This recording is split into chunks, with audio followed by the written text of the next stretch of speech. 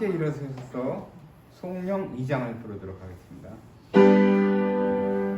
성부와 성자 성령 삼위께 영광 돌려보내세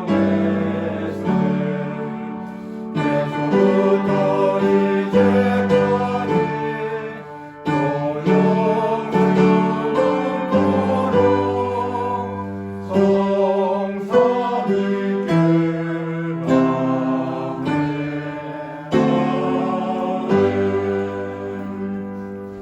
하늘에 계신 하나님 아버지, 주의 은혜를 인하여 감사합니다. 우리의 이기적이고 못난 마음을 하나님 이 자리에 두리오니 받아주시고 주님 주시는 사랑과 넘치는 은혜로 우리의 마음이 위로받는 시간 되게 인도하여 주시옵소서. 성령 하나님의 임재를 통하여 우리의 몸과 마음을 다 하나님께 드리며 찬양하기를 원합니다. 저희들과 함께하여 주셔서 말씀의 능력을 경험하는 귀한 시간 되게 인도하여 주시옵소서. 사랑의 예수님 이름으로 기도드리옵나이다. 아멘.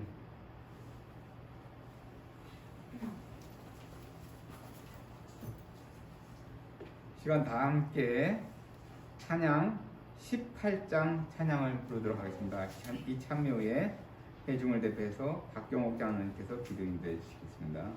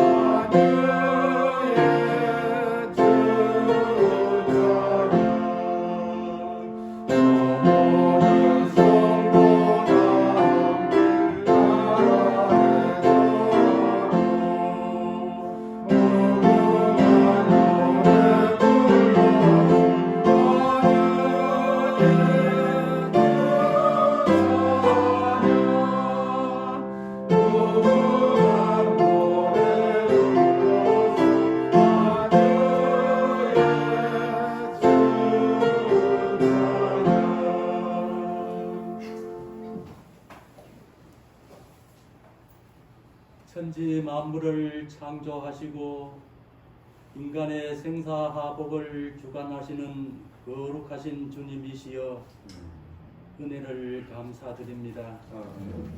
사고 많고 질병 많은 인생을 살아가지만 주님께서 한 주간도 저희들을 주님 은혜 안에 거하게 하시고 복되고 거룩한 안식일 선물로 주셔서 감사드립니다.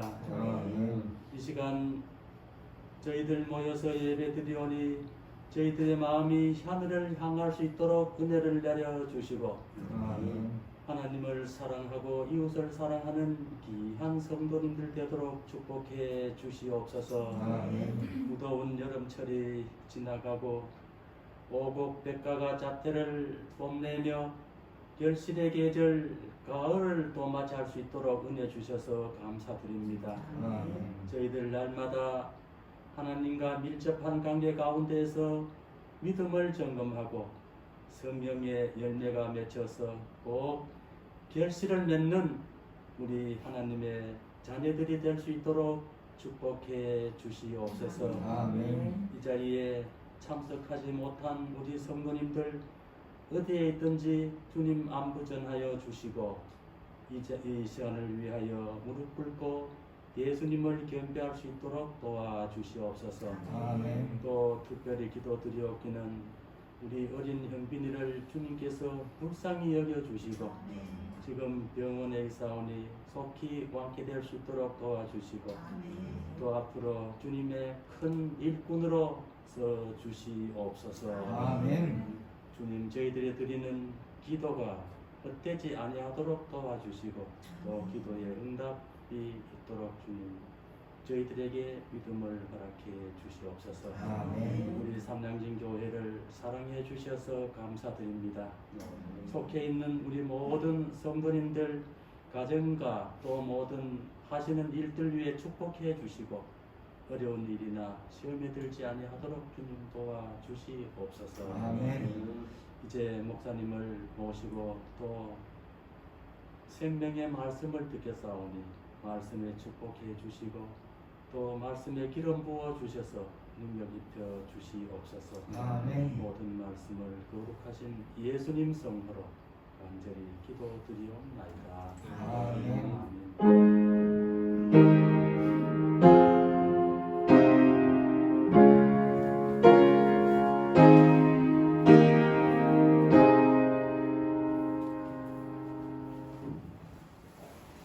다 함께 일어서서 헌금 성령 13장을 부르도록 하겠습니다.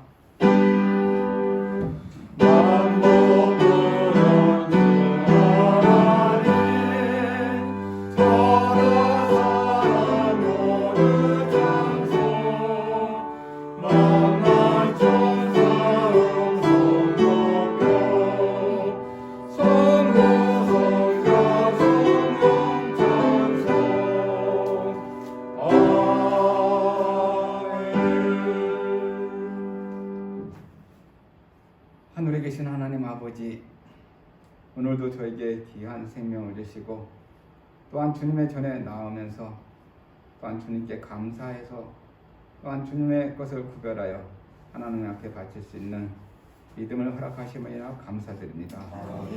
아버지 하나님, 이 헌금을 통해서 예수님의 재림이 또한 어서속히 함께 할 수 있는 그런 시간이 될 수 있도록 인도하여 주시옵시고 참으로 이 헌금을 통해서 또한 많은 사람들에게 예수를 전하는 데 있어서 부족함이 없는 귀한 주님의 재화가 될 수 있도록 축복하여 주시옵소서. 아버지 하나님, 또한 여러 가지로 힘들고 어려운 가운데 있는 또한 우리 교우님이 있습니까? 그들에게도 축복하여 주시옵시고 더 많은 재물을, 감사의 예물을 주님께 바칠 수 있는 그런 은혜를 더욱더 허락하여 주시옵소서. 그래서 이 예배 시간을 함께하여 인도하여 주시옵기를 원하며 예수님 이름으로 간절히 기도드렸사옵나이다. 아멘.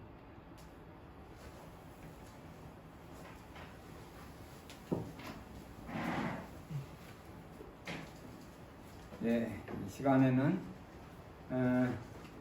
144장 찬양을 다 함께 부르고 목사님 말씀을 듣도록 하도록 하겠습니다.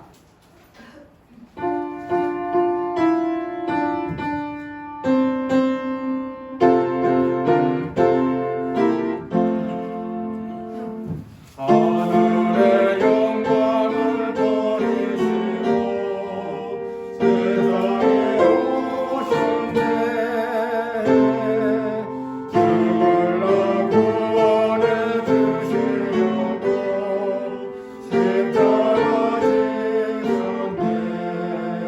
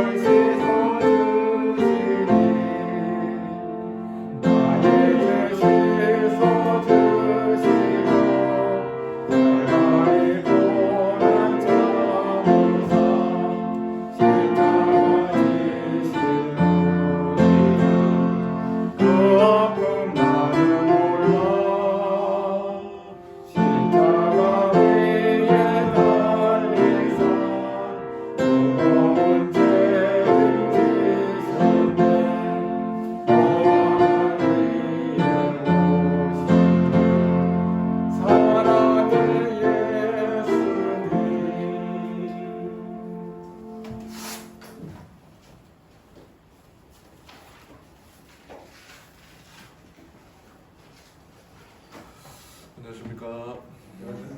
행복하고 편안하고 기쁜 안식의 시간, 하나님의 축복이 공성이 임하는 모든 성도님들 되기를 바랍니다. 하나님의 말씀 마가복음 15장 37절부터 있는 말씀 보겠습니다. 마가복음 15장 37절부터 39절, 또 요한복음 19장 30절 말씀을, 신약성경 94쪽이고요. 마가복음 15장 킹제임스 버전으로 여러분들에게 읽어드리겠습니다.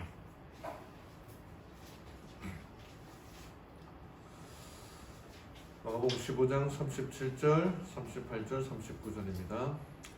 예수님께서 큰 소리로 외치시고 숨을 거두시니라.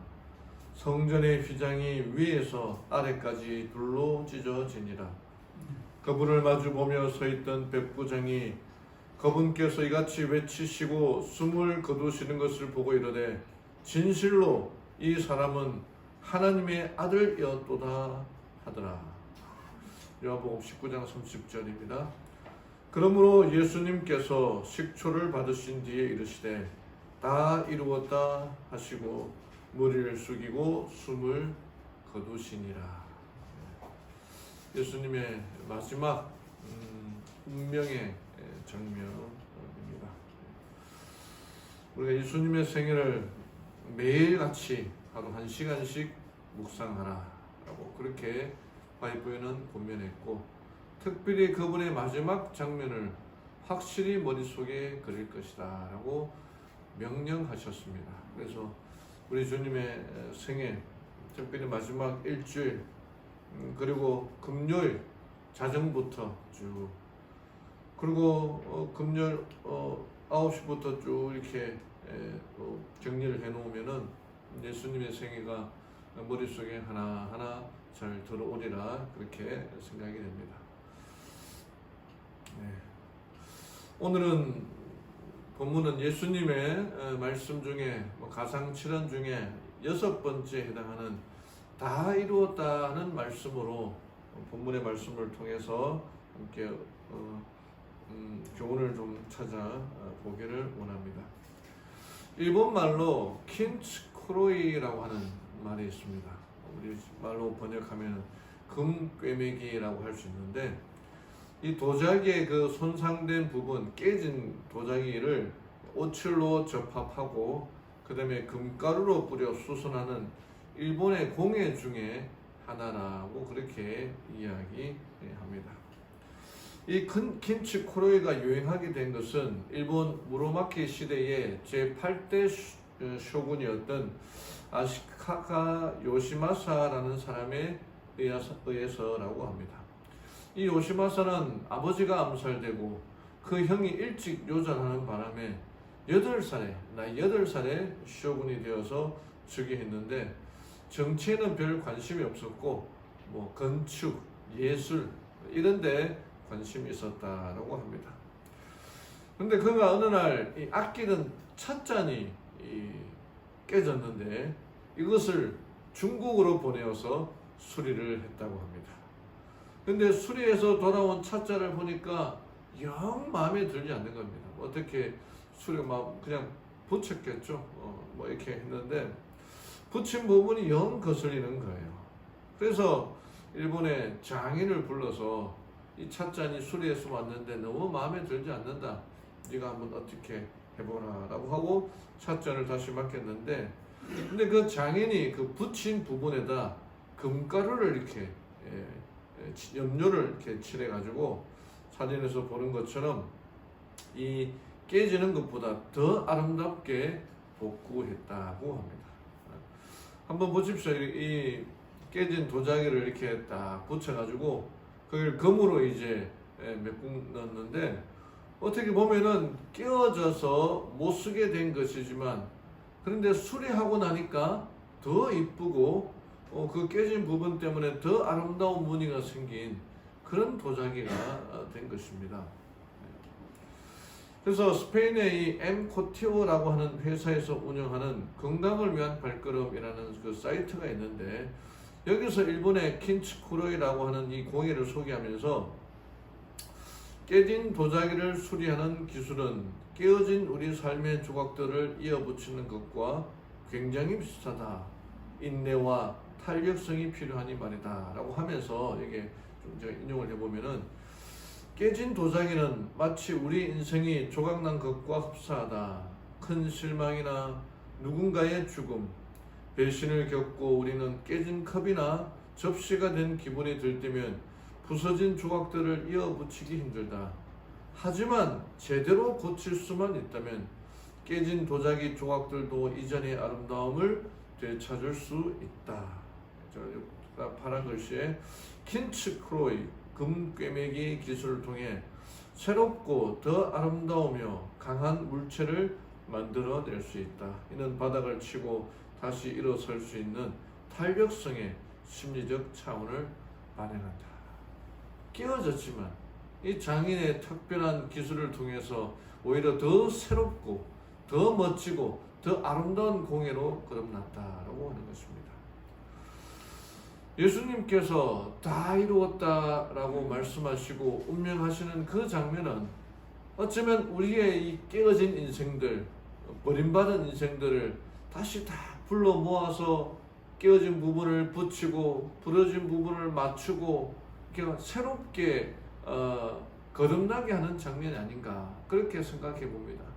특별히 예수님의 이 사역은 방금 얘기한 것처럼 킨츠쿠로이처럼 깨진 부분이 다 드러나지만 예수님의 사역은 완전히 새롭고 완전히 거듭나는 그런 사역이라, 그렇게 생각이 됩니다. 예수님께서 마지막으로 운명하실 때 다 이루었다라고 하는 그 심정은 어떤 심정이었을까요? 제가 이 말씀을 한 일주일 내내 묵상하면서 나는 다 이루었다라고 하는 그 기분이 들 때가 언제였는가 좀 생각해 봤는데, 겨우 이제 생각나는 게, 제가 이제 군대 가서 이 훈련소를 한 36주 훈련을 받거든요. 거기에 아마 제일 마지막은 아니고 가스 훈련 받는 그 시간이 있었습니다. 근데 제가 그 훈련을 가스실에 들어가서 방독면을 벗고 막 노래를 부르는데 너무너무 힘들더라고요. 근데 그 전부터 사실 너무 걱정했고 두려워했는데, 근데 그 가스실에서 한 10분, 15분 이제 가스를 벗고 이제 막 마시고 눈물 범벅, 코 범벅, 콧물 범벅이 돼가지고 나가래서 나갔는데, 나 밖에 있던 조교가 저쪽에 뛰어가서 양팔을 벌리고 가스가 다 이렇게 떨어지게 하도록 그렇게 하라라고 이야기를 하더라고요. 근데 정말 이렇게 나가서 이렇게 있는데 끝났다. 더 이상 내가 가스실에 들어갈 일이 없겠다. 라고는 그런 마음이 들었던 때가 있어요. 그때가 아마 다 이루었다라고 하는 그 심정과 비슷하지 않을까. 예수님께서 다 이루었다 하고 운명하시고 다시 이제 부활하시고 50일 이후에 제자들을 두고 올라가는 그 발걸음도, 하늘로 승천하는 그 발걸음도 다 이루었다라고 하시는 그런 말씀처럼 저에게 다가옵니다. 오늘 예수님의 그 다 이루었다라고 하는 그 말씀의 의미가 오늘 우리를 살아가는 우리들에게는 어떤 의미가 있을까, 몇 가지 한번 좀 살펴보도록 하겠습니다. 첫 번째는 다 이루었다라고 하는 것입니다. 무엇을 다 이루으셨을까? 마가복음 15장 37절, 예수님께서 큰 소리로 외치시고, 이 베드로는 이 마가복음을 통해서, 마가를 통해서 뭐라고 말씀하셨는지 기록되어 있지 않지만 요한을 통해서 우리가 짐작하건대 다 이루었다. 이 소리는 예수님께서 혼자 그냥 속으로 또는 혼잣말로 다 이루었다라고 하신 것이 아니라 온 세상 사람들이 다 들리도록 큰 소리로 다 이루었다라고 말씀하셨습니다. 그러나 인간의 눈으로 보기에는 너무나 비참하고 너무나 초라합니다.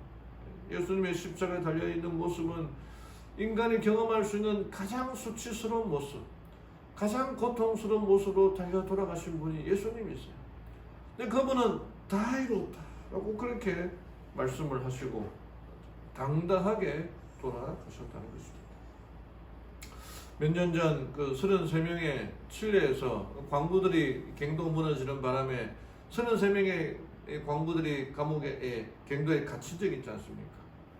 그때 정말 이 17일 동안 아무런 죽을지 살 수 없는 그 시간에 17일 만에 이 사람들이 구출하게 되는데, 여기 이제 구출한 구조대원들이 이렇게 쓴 글씨가 미션 컴플리다라는 말이었습니다. 이 말은 다 이루었다라고 하는 현수막을 자기들이 써서 보낸 거예요. 사명을 완수했다는 거죠. 33명의 그 광부들을 다 구원했다라고 하는 것입니다. 정말 이 다 이루었다는 말은 그 모든 것을 완수한 사람만 말할 수가 있는 거예요. 무엇을 이루셨는가? 예수님은 예언을 다 이루셨습니다. 여기 마태복음 21장 4절에 이는 선지자를 통하여 하신 말씀을 이루려 하심이라. 예수님의 탄생에서부터 그분의 죽음에 이르기까지 그분은 모든 예언을 다 이루신 분이에요. 그분은 자기 마음대로 개인적으로 뭘 하려고 하신 것이 아니라 그 말씀 있는 그대로 이루려고 하십니다. 그러니까 그 예언을 다 이루셨다는 거예요. 여기에 2300주야, 우리가 2300주야 그러면 참 머리 아프고 골치 아프고 이해할 수 없는 그런 거지만, 여기에 예수님의 십자가 사건은 승리로 끝남으로 말미암아 심판이 있지만 그 심판이 아니라 그 재림의 날을 사랑으로 보기를 그런 기다리는 날로 바뀌게 된 것입니다. 예수님은 그 모든 예언을 다 이루신 분이에요. 그래서 그 예언을 통해서 우리가 죽을 수밖에 없는 운명이 아니라 다시 영원한 생명을 살 수 있는 희망을 주신 분이에요. 두 번째는 여기에 예수님은 구약 제사 제도를 다 이루셨습니다. 마가복음 15장 38절에 성전의 휘장이 위에서부터 아래로 찢어졌다 그랬거든요. 이건 사람이 성전의 높이가 사람의 높이 한 2배 정도 되거든요. 이걸 찢으려면 아무나 찢는 게 아니에요. 인간의 힘으로는 할 수 없습니다. 찢으면 밑에서부터 찢어졌겠죠. 그러나 위에서부터 성전의 휘장은 성소와 지성소를 구분하는 휘장인데, 지성소는 아무나 들어가는 게 아니에요. 대제사장만 1년에 한 번만 들어가도록 되어 있는 그 휘장, 정말 이렇게 감춰져 있는 그 휘장이, 지성소 휘장이 찢어졌다는 거예요. 또 위에서 아래로 더 이상 구약의 제사 제도의 의미가 없어졌다는 거죠. 또 구약에 7대 절기가 있는데 유모초, 그다음에 유모초 7, 나속초라고 이렇게 외웠는데 7개 7대 절기가 이제 예수님의 표상으로 다 이루어지게 됩니다. 다음에 한번 또 이 설명드리겠습니다만은, 또 구약에 5대 제사가 있습니다. 번제, 소제, 화목제, 속죄제, 속건제, 이 모든 제사 제도가 예수님의 희생으로 말미암아 다 완성되었음을 얘기하는 거예요. 그러니까 더 이상 우리가 이제 신약 시대 예수님의 희생 제사 이후로 우리가 제사를 드리지 않지 않습니까? 그러니까 의면만 하고 우리가 단지 예수님께 담대하게 기도하며 나아감으로 우리의 죄가 해결된다는 거예요. 더 이상 불편하게 하지 않는다는 겁니다. 이 모든 제도를 다 이루셨고, 다음 세 번째가 예수님은 사명을 다 이루셨다. 그리스도께서는 당신의 생애와 죽음을 통하여 하나님의 공의는 그분의 자비를 손상시키지 않을 뿐 아니라 죄는 용서받을 수 있고 하나님의 율법은 의로우며 온전히 순종할 수 있다는 사실을 입증하셨다. 사단의 끊임없는 공격은 아담의 범죄는 하나님 때문이다라고 얘기했어요. 법을 잘못 만들었고 인간을 잘못 만들었기 때문에 범죄했다. 하나님 때문이다. 그러나 예수님은 그 모든 하나님의 율법을 다 지키고 순종함으로 그렇지가 않다는 것을 보여주셨어요. 하나님은 정말 사랑이 많으신 분, 우리에게 인자를 베푸시는 분, 사랑의 명백한 증거를 보여주셨다라고 얘기하고 있는 것입니다. 그 사명을 다 이루신 것입니다. 제가 참 좋아하는 말씀인데, 예수님께서 십자가에 달려 돌아가실 때에 그분은 먼 미래를 보셨어요. 그 미래가 뭐냐면은 각 시대 대쟁투 제일 마지막 장에, 마지막 페이지에 쭉 나오는데 제가 이거 여러 번 인용했는데 정말 제가 참 좋아하는 인용의 말씀입니다.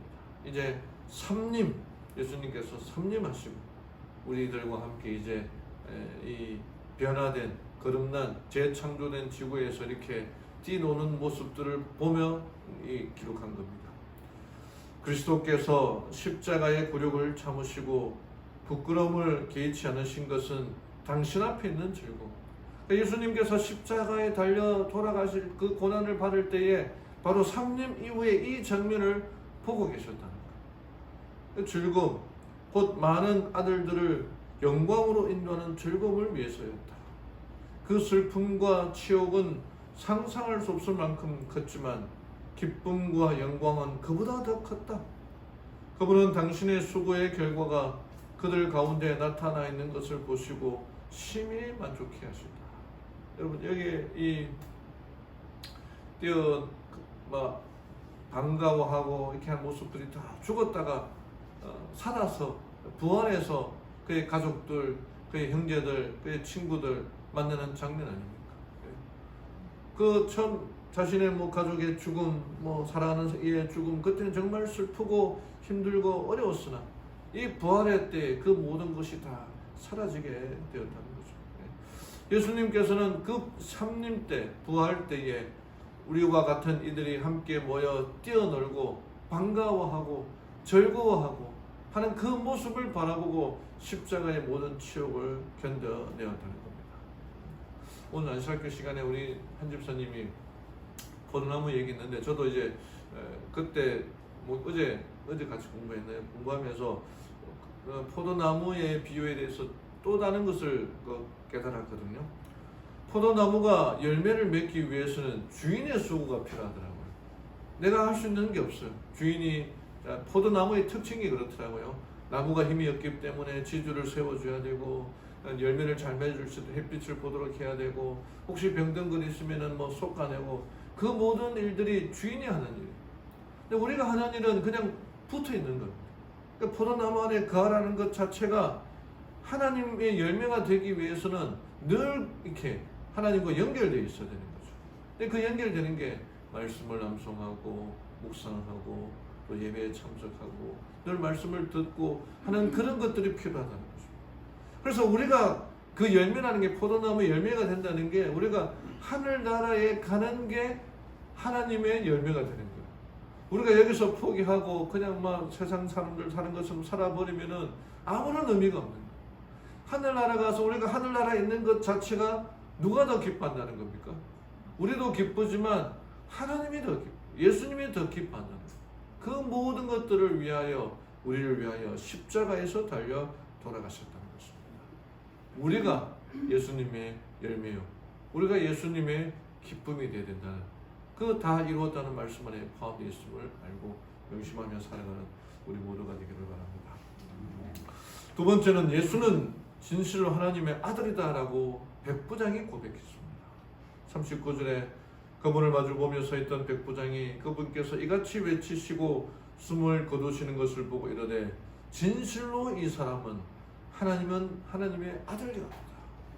백부장은 이 로마 군대의 이 허리와 같은 척추와 같은 그런 사람입니다. 근데 그 백부장은 예수님께서 아마 십자가에 신문 받는 그때부터 예수님이 어떻게 달려 돌아가시는지를 처음부터 끝까지 본 사람이에요. 근데 그는 백부장은 로마의 대표입니다. 신앙이 없는 사람, 오직 황제만을 섬기는 그런 사람.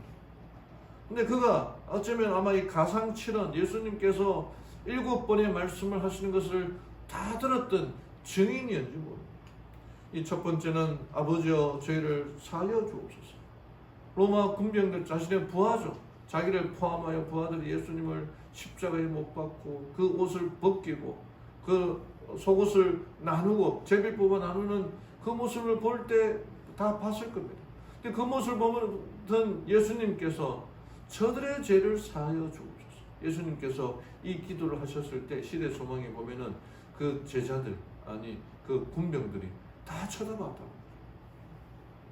그걸 보고 그 다음에 십자가 옆에 있던 강도가 회개했을 때 내가 진실로 내게 이르노니 오늘 내가 나와 함께 낙원에 있으리라는 이 말씀을 또 백부장이 듣고 보았을 것입니다.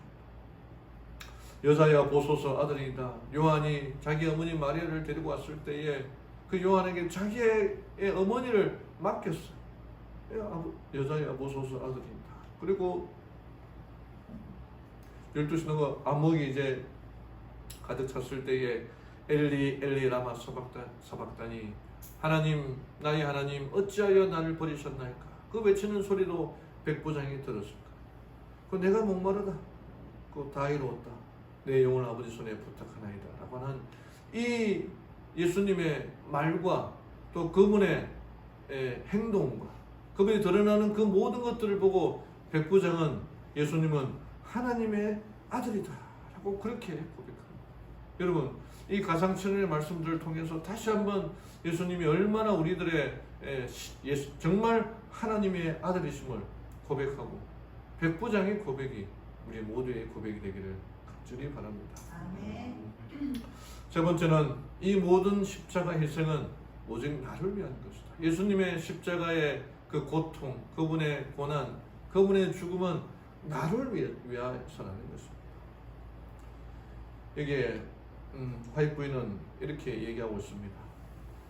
그 빛나는 무리들 가운데 이제 예수님과 함께 하늘로 올림을 받고 구원받은 사람들의 무리의 특징인데 그 빛나는 무리들 가운데는 마치 자기 자신의 능력과 선행으로 승리한 것처럼 본을 자기 공로에 돌리는 자는 한 사람도 없다. 하늘에 올라간 사람의 특징이 뭐냐면은 내가 뭐 성경을 많이 읽었어. 내가 전도를 많이 했어. 내가 뭘 많이 해서 구원받았다고 하는 사람은 한 사람도 없다는 거예요. 그들이 어떠한 일을 하고 어떤 고난을 받았는지에 대해서는 한마디도 말하지 않아요. 구원받은 사람들이 모여가지고 내가 어떻게 구원받았는지 그 헌금을 많이 했니 뭘 했니 그런 얘기를 한마디도 하지 않는다. 오직 모든 찬미의 내용과 모든 찬양의 주제는 구원하심이 우리 하나님과 어린 양이 있다고 그렇게 고백합니다. 그러니까 예수님의 십자가 희생으로 말미암아 우리가 구원받았다라고 고백합니다. 예레미야 29장 11절에 여호와의 말씀이라 너희를 향한 나의 생각을 내가 아나니 평안이요 재앙이 아니라 너희에게 미래와 희망을 주는 것이라. 이 제자훈련 1단계 1과에 나와 있거든요. 시편 84편 11절에 여호와 하나님은 해요 방패이시라. 여호와께서 은혜와 영화를 주시며 정직하게 행하는 자에게 좋은 것을 아끼지 아니하실 것임이니라. 하나님이 우리들에게 주시려고 하는 것은 좋은 것을 준다는 거예요. 저도 이제 아기를 또 키우고 있습니다만 나쁜 것을 주려고 전혀 생각하지 않은 것처럼 하나님께서 우리들에게 좋은 것을 준다. 로마서 8장 32절 자기 아들을 아끼지 아니하시고 우리 모든 사람을 위하여 내주시니가 어찌 그 아들과 함께 모든 것을 우리에게 주시지 아니하겠는가. 이 우주에서 하나밖에 없는 하나님의 아들을 주신 그 하나님께서 다른 좋은 것들을 우리에게 주시지 않겠느냐. 십자가 희생으로 우리가 구원함을 얻었다는 것입니다. 이효진이라고 하는 이 디자이너가 있습니다. 이 사람이 어릴 때 18개월 무렵에 그때 이제 아궁이 옛날 집이죠. 거기 주전자가 주전자가 이제 물이 끓고 있었는데 거기를 그만 만지는 바람에 주전자에 물이 떨어져서 손, 발, 얼굴 이렇게 얼굴과 왼손에 3도 화상을 입었어요. 그리고 학교를 다니는데 친구들이 파충류 별명이 파충류였어요. 놀리는 겁니다. 그러니까 늘 놀리는 것 때문에 딱만 쳐다보고 다녔다. 그리고 초등학교 6학년 때 자기 친구가 이렇게 절친이었는데 절친이 뭐라고 말하냐면은 너는 결혼을 못 하겠다 그렇게 얘기하더라고요. 왜 그랬더니 얼굴이 그렇게 해서 누가 너랑 결혼하겠냐. 근데 철없는 말에 상처를 너무 받았고. 그 중학교 2학년 때에 선생님이 이제 성형 수술을 해라. 그 권해서 수술을 했는데 그게 또 흉터 자국이 생겨가지고 더 그냥 엉망이 되고.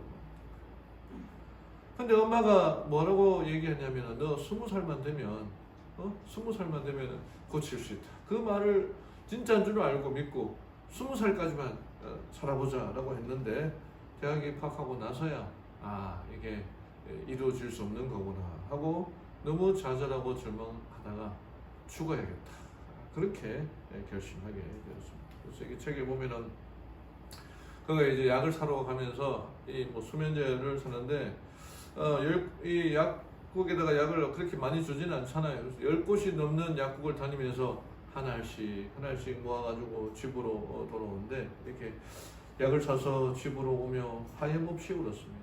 왜 태어나서 여태껏 고생하고 이렇게 죽어야 하나? 제대로 피지도 못하고 죽을 거라면 태어나지나 말지. 하나님은 왜 나를 이 세상에 보내어 이렇게 힘들게 하시는지. 그렇게 얘기했었다. 그리고 약을 먹고 자살하려고 했는데 어머니가 보시고는 이제 병원에 보내어서 이제 위세척을 하고 했는데 어머니가 이렇게 얘기했다는 거예요. 내가 죽으면 엄마도 죽는다. 그 말에 그냥 자기가 더 이상 죽을 생각을 안 하고 그냥 하루하루 그냥 살아가고 있는 중에 갑자기 그 엄마가 교통사고로 돌아가셨습니다.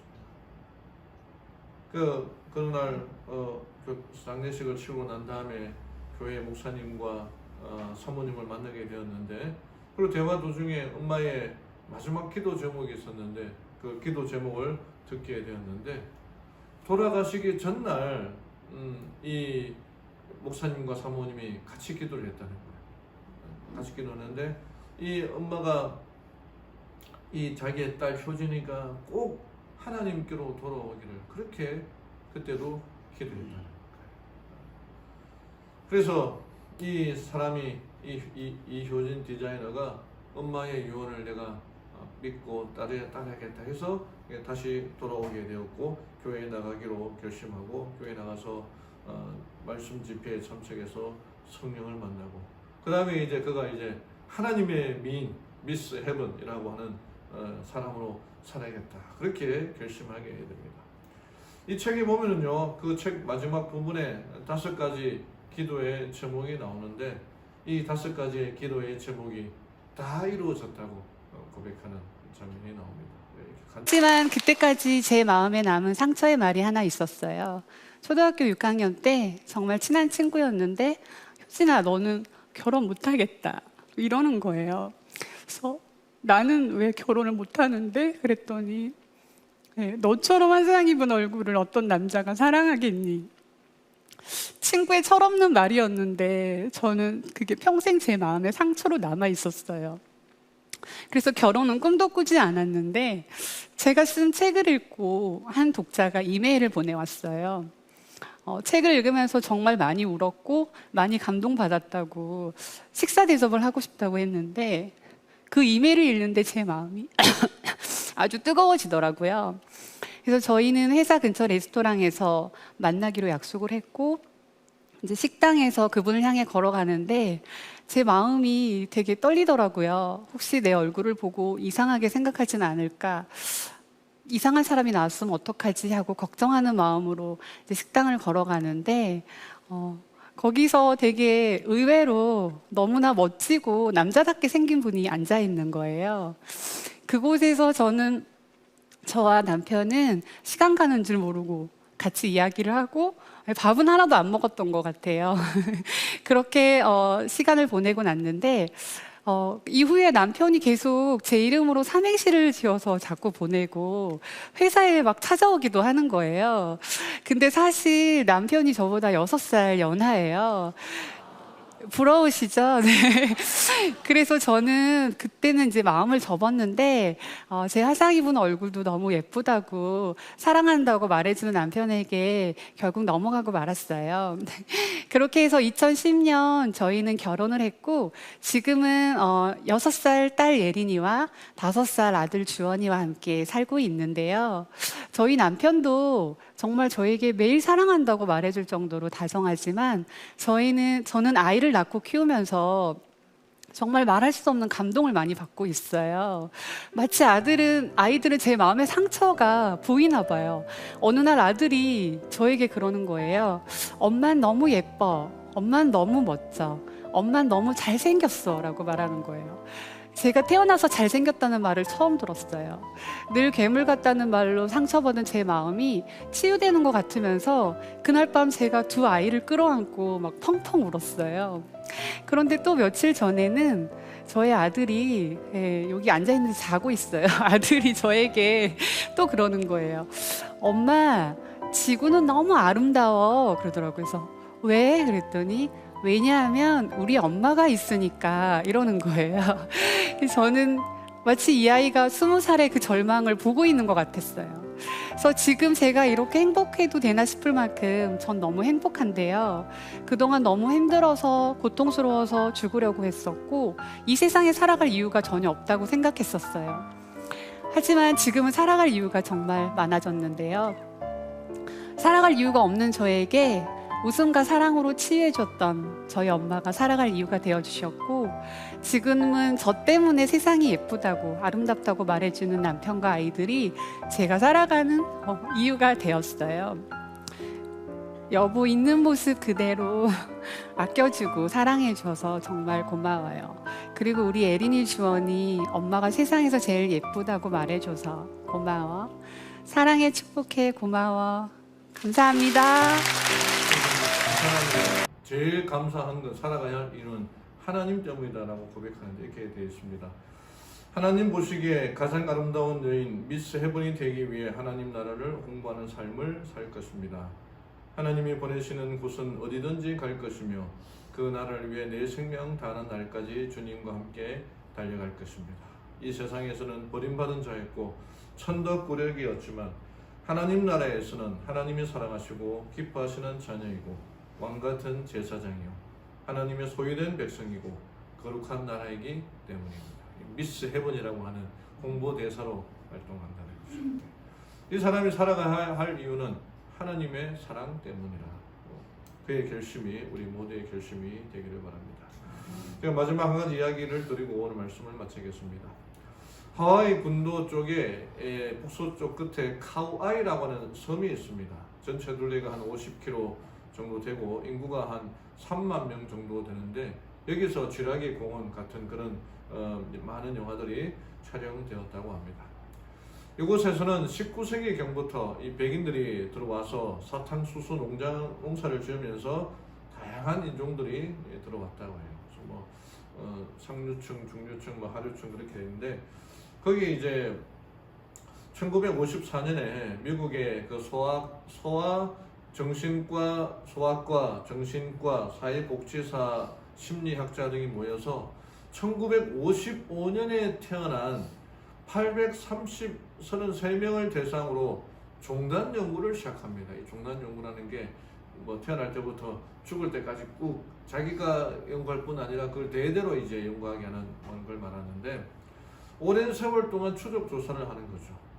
이 연구는 30년 이상 계속되었는데 90%에 가까운 698명을 끝까지 추적 조사하였다고 합니다.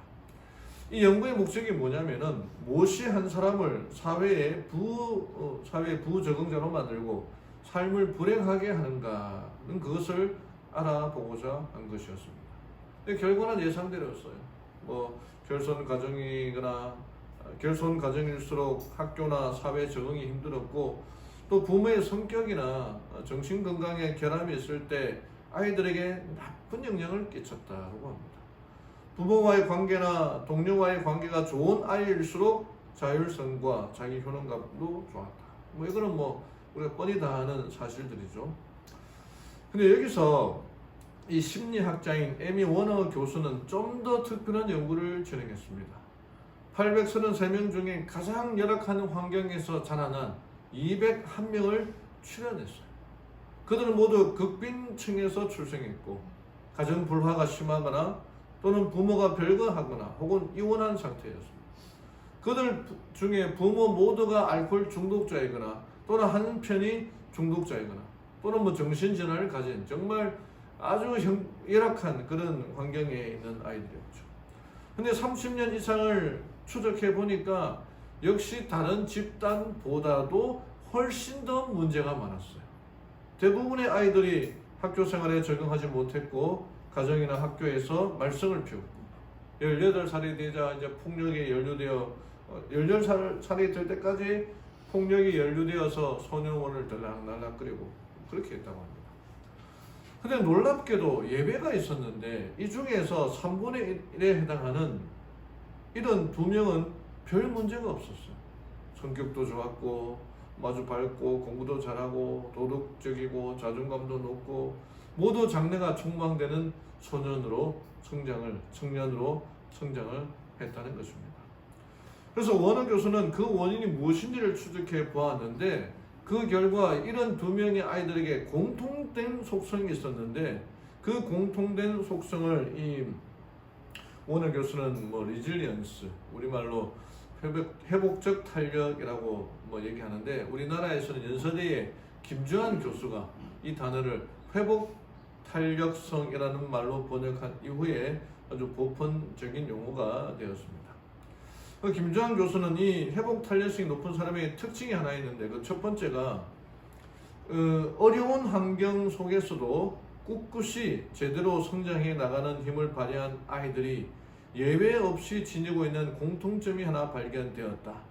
그것은 아이의 입장을 무조건적으로 이해해주고 받아주는 어른이 적어도 그 아이의 인생 중에 한 명은 있었다는 것이다. 그 사람이 엄마였던 아빠였던 혹은 할아버지, 할머니, 삼촌, 이모이든지 간에 그 아이를 가까이서 지켜봐주고 무조건적인 사랑을 베풀어서 아이가 언제든 기댈 언덕이 되어 주었던 사람이 적어도 한 사람이 있었다는 것이다. 그러니까 가정 환경이 아무리 나쁘고 어려워도 누군가 한 명 무조건적인 사랑을 베풀어주는 한 사람이 있으면 이 회복 탄력성이 높은 사람으로 성장할 수 있다. 그러니까 뭔가 좀 실패하고 이렇게 낙심되고 하더라도 다시 이게 원래로 복귀하는 그 탄력성이 있었다는 거예요. 그러니까 톨스토이가 말한 것처럼 사람은 무엇을 먹고 산다 그랬습니까? 사랑을 먹고 산다. 그 대표적인 사람이 요셉입니다. 요셉이 자기 아버지로부터 정말 채색 옷을 얻어 입을 정도로 장자의 취급을 받을 정도로 사랑을 엄청나게 많이 받은 사람입니다. 물론 그것 때문에 형제들의 시기와 질투 때문에 노예로 팔려나가는 그런 일이 있었지만 그럼에도 불구하고 그 모든 고난을 잘 이겨냈던 것은 요셉이 그러한 회복 탄력성이 있었다. 그리고 그를 전적으로 믿어주고 사랑해 주었던 아버지가 있었던 것입니다. 여러분들은 어떤 환경에서 자라났습니까? 좋은 환경에서 자라난 분도 있고 그렇지 않은 환경도 있죠. 우리들의 자녀는 또 어떻습니까? 만약 그런 사랑을 충분히 받고 자라지 못했다면 우리들은 이제 더 이상 희망이 없는 걸까요? 근데 김주한 교수는 그렇게 얘기하지 않고 어른이 되었어도 그런 회복 탄력성이 생길 수 있다고 말합니다. 그렇다면 회복 탄력성은 어린 시절의 경험에 의해서만 결정되는가? 만약 그렇다면 회복 탄력성이 낮은 사람은 평생 부모와 가정 환경 탓만 하며 살아야 한다. 그러나 다행히 그렇지 않다. 이후 이루어진 많은 연구를 통해 어른이 된 후에도 스스로의 노력과 훈련에 의해서 회복 탄력성이 얼마든지 높아질 수 있다고 밝혀졌다. 가정 환경이 좋지 않더라도 좋은 선생님, 좋은 선배, 혹은 좋은 배우자를 만나서 사랑과 지원을 받으면 얼마든지 회복 탄력성이 높은 사람으로 바뀔 수가 있다. 이 가장 좋은 방법은 그 중에서도 가장 효과적이고도 가장 확실한 방법은 신앙을 받아들여요. 하나님의 사랑을 실감하게 합니다. 엘렌 화이트는 비록 잃어버린 영혼이 단 한 사람뿐이라 할지라도 그리스도께서는 그 한 영혼을 위하여 죽으셨을 것이다. 예수님께서 십자가의 그 희생이 다 의인이고 한 사람 나만 죄인이라 할지라도 나를 위해서 돌아가셨다.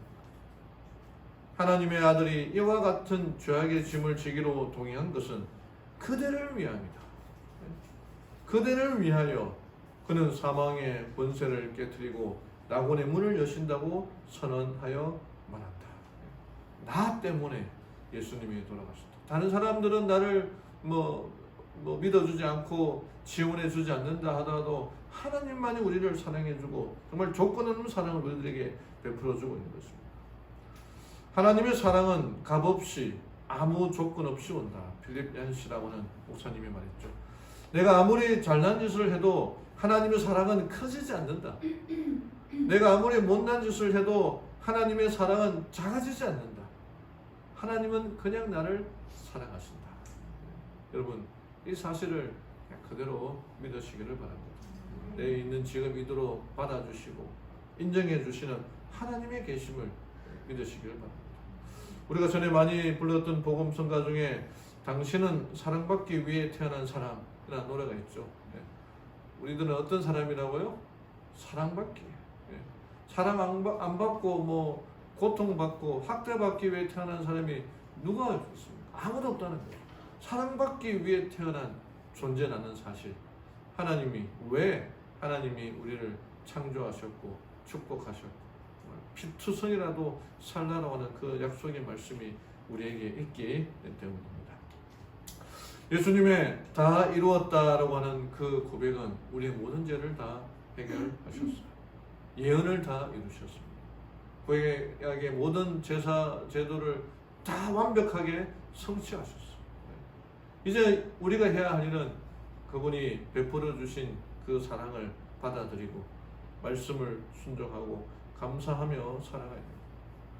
또한 백부장의 고백이 하나님의 진실로 하나님의 아들이다 라고 하는 그 고백이 우리의 고백이 되어야 됩니다. 예수님의 희생은 나를 위한 것입니다. 그분의 사랑에 감사하며 살아가고 또 예수님을 우리를 위하여 돌아가신 예수님을 위하여 살아가기로 결심하는 우리 모든 성도님들 되기를 바라며 오늘 말씀을 마치겠습니다. 아멘. 마치는 찬미 172장 부르고 기도하고 마치겠습니다.